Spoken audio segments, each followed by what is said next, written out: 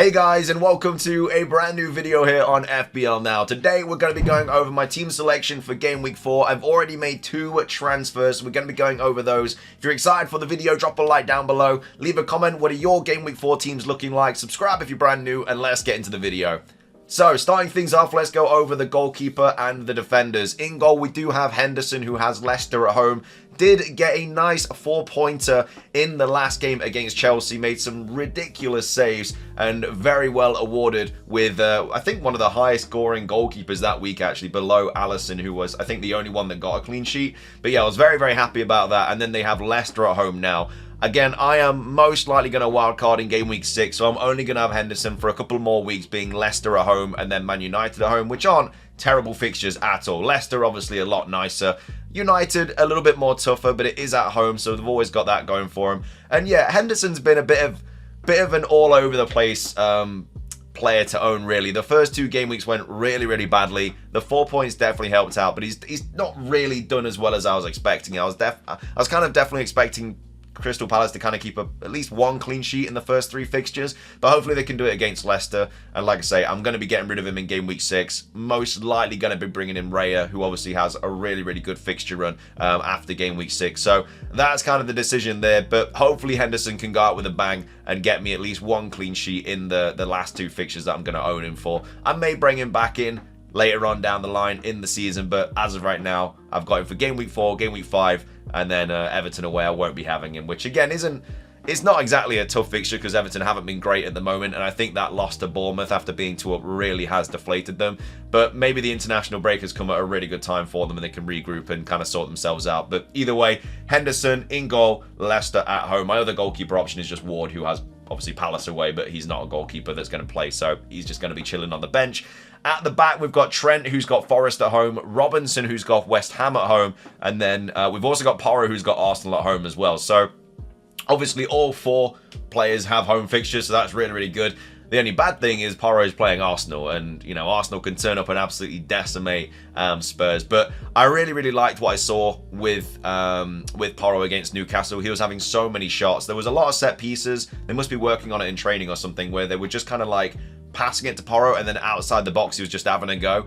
And that happened like 6 or 7 times. So one of those is going to find the top corner because he was getting close. And yeah, maybe he does that against Arsenal, because I think Pedro Porro is going to be really low owned against Arsenal. I don't think many people are going to be playing him at all. And again, I've already used 2 free transfers this week, and I haven't used one on a defender, where I have Ben Mee, who don't play, Johnson, who is very hit and miss, but he has Brighton away this week anyway. It's not a great fixture. And then, yeah, obviously I've got Porro. So the fact that I haven't used a transfer on one of those isn't ideal, but I think I'm just going to have to keep this defense until my Game Week 6 wildcard. So Porro's got Arsenal at home. It's not the worst fixture in the world because it is at home. So that's what they've got going. If it was Arsenal away, I'd be really worried, but you never know. It might just be like a boring North London derby and just be a 0-0, which would be absolutely perfect for me. But we've got Robinson, who's got West Ham at home. Pretty nice fixture for Robinson. He's just been ticking over, really. Not really been keeping any clean sheets, but he's just been picking up assist after assist. So he's kind of doing Trent's job this season, but obviously for a lot cheaper. But yeah, West Ham home, obviously a really nice fixture. I'm not confident I'll be keeping him on a Game Week 6 wildcard. I know they've got Forest away in Game Week 6, but Forest away I don't think is an easy fixture for Fulham at all. And yeah, I'll probably get rid of him in that week, because after that they've got City away, then Villa at home. So I don't think you really need your Fulham players after Game Week. Maybe Game Week 5, but probably, yeah, after Game Week 6, you definitely don't need them. So probably will be getting rid of him on my Game Week 6 wildcard. And then as well as that, we've got Trent, who's got Forest at home, obviously then Bournemouth at home, and then Wolves away. Really, really nice fixtures. I'm not, again, concerned about not having Trent on a wild card in Game Week 6, because Wolves away, Palace away, Chelsea at home, like, they're nice fixtures to have, but I think I would rather use those funds elsewhere. I'll cross that bridge when I get to it. Trent is the one out of all my defenders that I'm not sure if I will keep. I mean, I might even keep Porro, to be fair, because he's not got the worst fixtures, really. But that's the back line for Game Week 4. Looking pretty nice, to be fair. Like I say, all home fixtures, so I can't really be too mad about that. So that's the defenders and the goalkeeper. In midfield, we've got Diogo Jota, who's got Forest at home. Eze, who's got Leicester at home, Rodgers, who's got Everton at home, and I have brought in the Egyptian king, Mr. Mo Salah, who's got Forest at home, who could be my captaincy this week. It's obviously between him and Haaland. It is a bit of a headache. I think they're both going to do pretty well. But I think Forest are probably a little bit better defensively than Brentford. And Haaland's obviously just been ridiculous as well. Like, he's just been scoring back-to-back hat-tricks. I feel like I can't go against him. But Salah's also been getting ridiculous hauls as well. So it's honestly, it's a coin flip. It really is. We'll see what happens. But I just needed him in my team. He was ruining me every single game week. And now he is going to go up in price and stuff over the international break. I've got him now. I don't have to worry about him. And I can just hopefully finally feast on some of his points.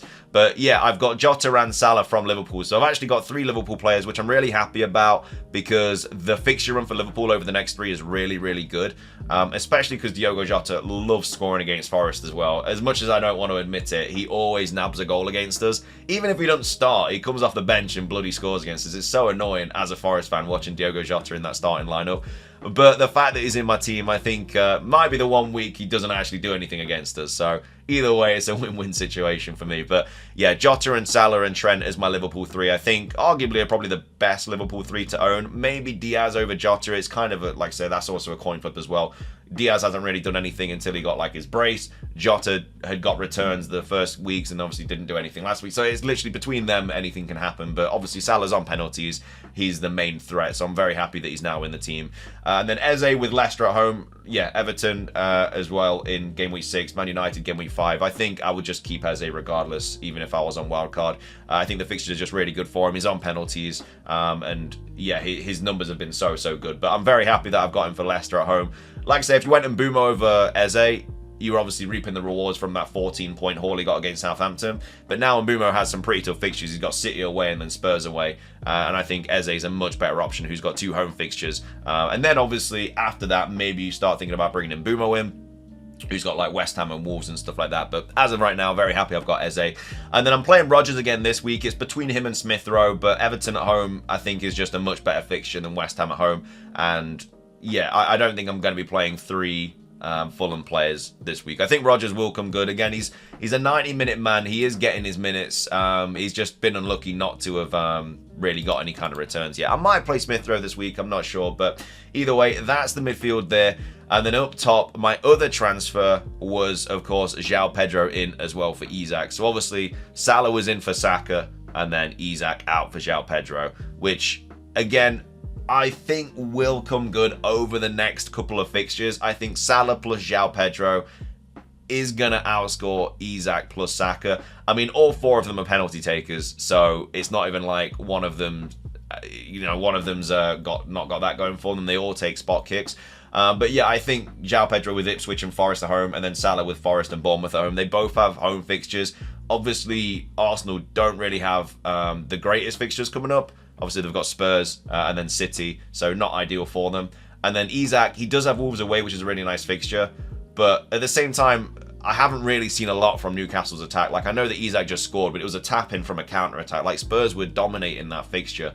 So I'm not too confident with Spurs, with the Newcastle attackers, so I don't mind getting rid of Isak. But yeah, I've got João Pedro in, who's got Ipswich at home. Obviously, Haaland, who is my current captaincy with Brentford at home. I'm not going to get rid of Haaland this season. I know a lot of people on Game Week 4 wildcard are thinking about getting rid of him.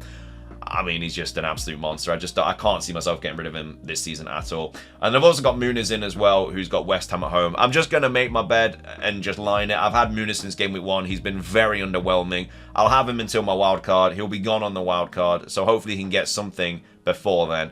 Hopefully he can go and get a hat-trick or something to kind of make up for the points that he's not had so far. But yeah, all in all, the team looks pretty good this week. All got home fixtures. And like I say, I don't like the fact that I've gone obviously early on the transfers, but at the same time, there was a lot of price changes and stuff like that, and I just kind of wanted to sort of get these players in before having to, because I think if I'd left it, I didn't get João Pedro in when he went up, which I probably should have done. I've lost 0.1 there on him. Well, I haven't lost it. I've just spent a bit more on him. But at the same time, I think he'll probably go up again over the international break. I think Salah will go up as well. So that's 0.2 right there. I think Isak will go down. That's 0.3. Saka will probably go down as well because a lot of people will be making these moves. So that's like 0.4 right there if all that happens. And again, that's the difference between maybe bringing in like a an Arsenal defender or having to stick with somebody like Porro. So that's why I've gone early. Obviously, the bench is just Ward, who's got Palace away, Smith Rowe with West Ham at home, Johnson, who's got Brighton away, and then Ben Mee, who's got City away. So I don't really have a bench in terms of defenders.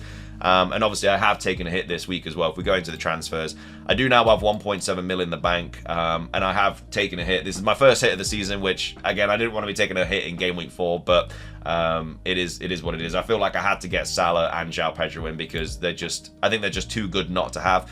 And then when I visit my Game Week 6 wildcard, that's when I can potentially get rid of João Pedro and Muniz as well and completely overhaul my team. Like, I think on a Game Week 6 wildcard, the only players that I'll generally keep are Haaland, Salah, and maybe Trent.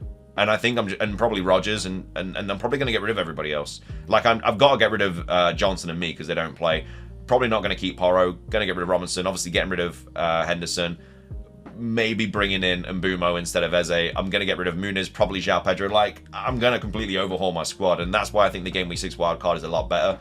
The only interesting thing, though, is obviously if there's an injury, then that will kind of, like, screw me. If it's an injury to, like, a midfielder or a striker, I can just play Smith Rowe over them, but obviously I don't really want to do that. So if it really goes badly and like 3 of my players get injured, I'll just have to wildcard, and it is just what it is. I'll obviously get my points back that I did take for the hit, but I'd much rather wildcard in Game Week 6. I've only been doing early transfers so far. It's because my team's constantly needed like sorting out.